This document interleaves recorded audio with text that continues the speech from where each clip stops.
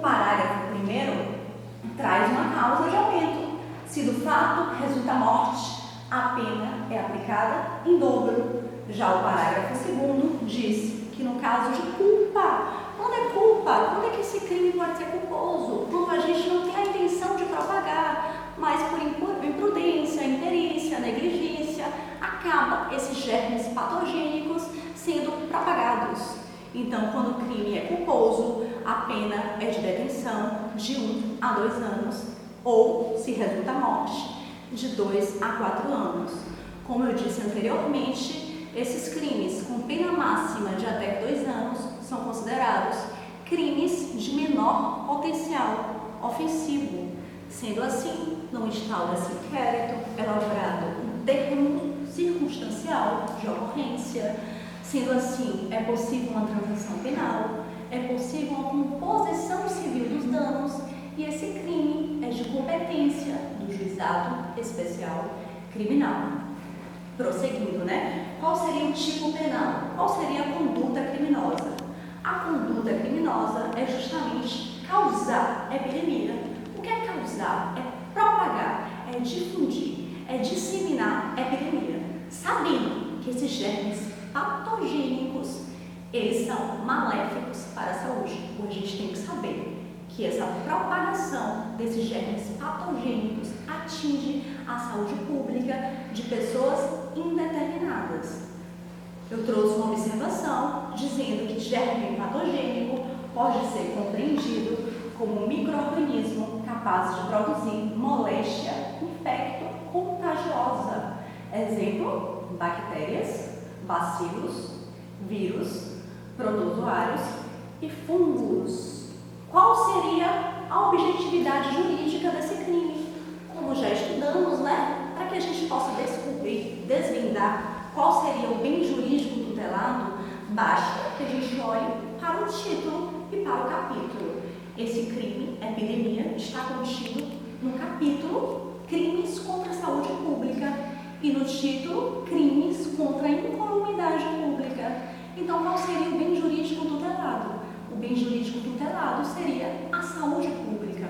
A saúde pública que está sendo ameaçada ou poderá ser ameaçada pela propagação de germes patogênicos.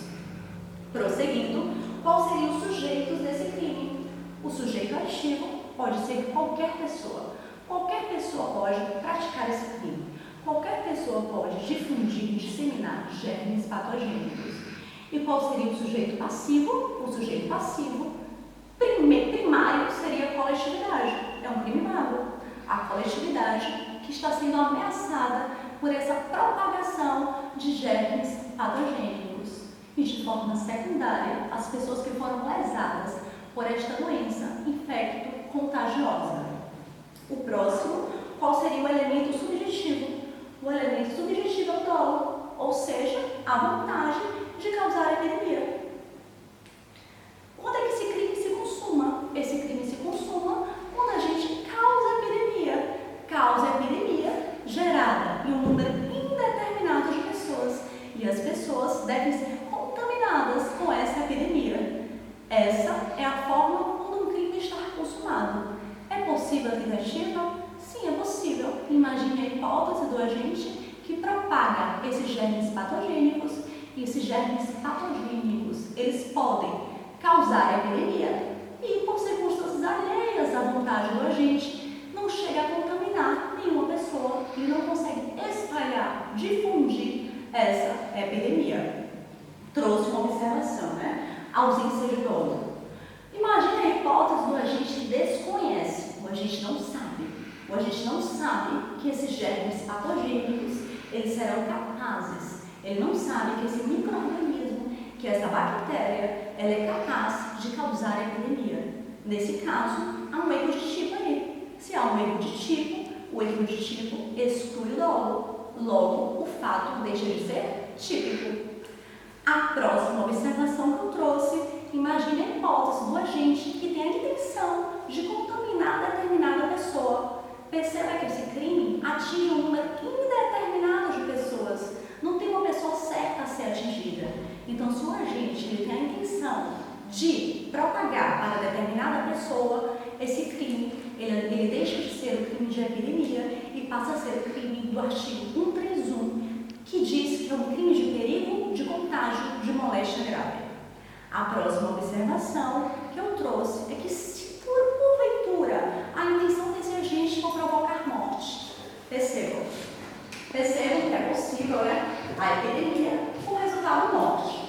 É possível que o agente que propaga germes patogênicos tenha como consequência a morte. Mas o dolo do agente é a epidemia. O resultado morte foi a título culposo. Ele não queria morte, mas em virtude da epidemia causou a morte de forma culposa. Nesse caso, ele vai responder por incêndio, com esse aumento de pena. Incêndio com aumento. Mas, situação contrária. Imagine que o agente utiliza essa propagação de germes patogênicos, mas com dolo, com a intenção de obter o resultado morte. Aí muda. A situação é inversa. Se o agente tem um dolo da morte também, ele responderá por 2 crimes. Será feito um concurso formal impróprio. Através de uma ação, o agente obteve 2 resultados. Ele teve o dolo da morte também. O meio empregado foi a epidemia. Então, ele responderá por epidemia, e responderá também pelo homicídio. Porque ele teve o dolo dos 2. Teve o dolo da epidemia e teve o dolo da morte. Prosseguindo, a última observação que eu trouxe aqui, preste atenção, a epidemia que não gera morte, ela não é considerada um crime hediondo. Porém, a epidemia com resultado morte é considerada crime hediondo. E o que isso é interessante? Primeiro, olha aqui no quadro, os crimes hediondos, eles são caracterizados como hediondos porque eles são horríveis, eles são cruéis, eles causam repugnância. Então, os crimes hediondos, existem particularidades desses crimes hediondos. Uma delas é sobre o Instituto da Progressão de Regime.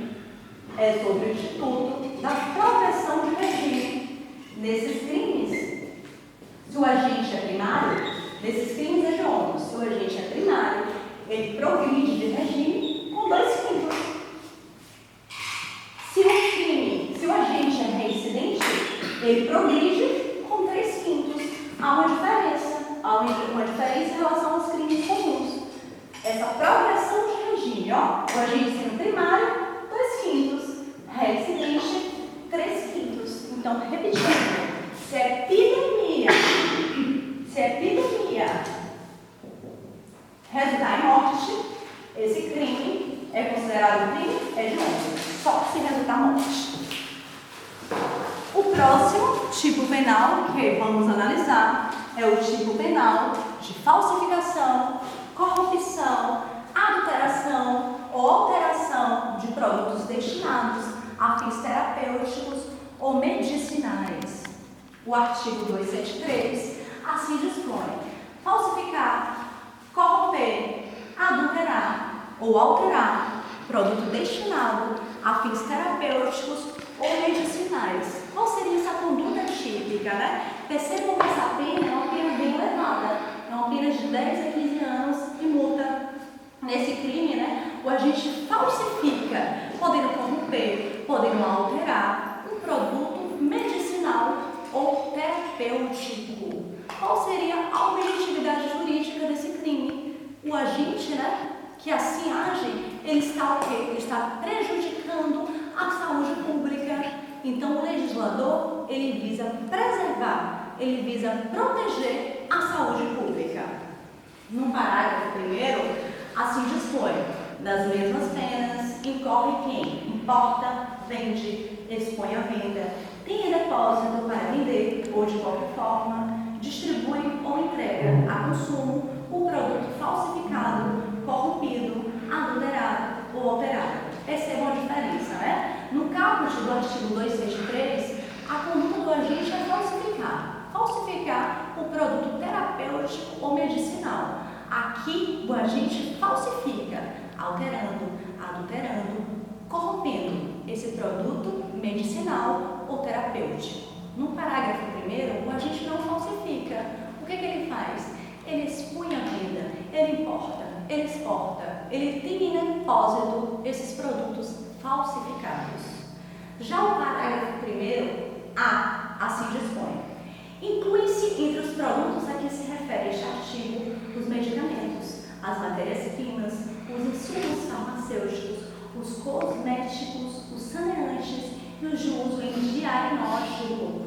Esse parágrafo 1º, ele é muito questionado. Ele é muito questionado por quê? Como é que pode um cosmético atingir a saúde pública?